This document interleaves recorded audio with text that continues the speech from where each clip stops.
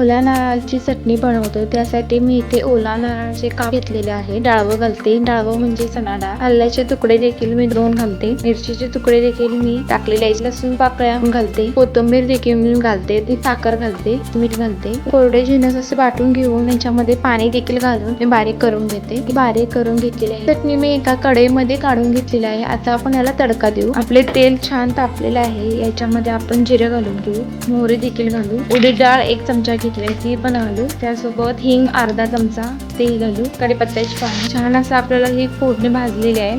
आता आपण ही चटणीवर घालून घेऊ. आपली चटणी देखील तयार झालेली आहे.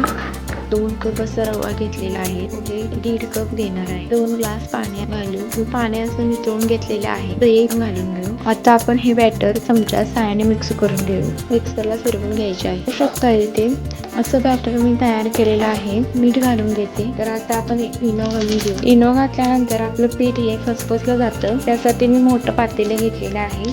5 मिनिटं साधारणतः मी झाकून ठेवते. ते बघू शकता आपलं पीठ छान असं फसफसलेलं आहे. पॅन देखील तापत ठेवलेला आहे. मी पॅनला तेल देखील लावून घेते. आपला पॅन छान असा तापलेला आहे. आता मी याच्यावर बॅटर घालते. दुसऱ्या बाजूने आपण त्याला छान काढून घ्यायचं आहे.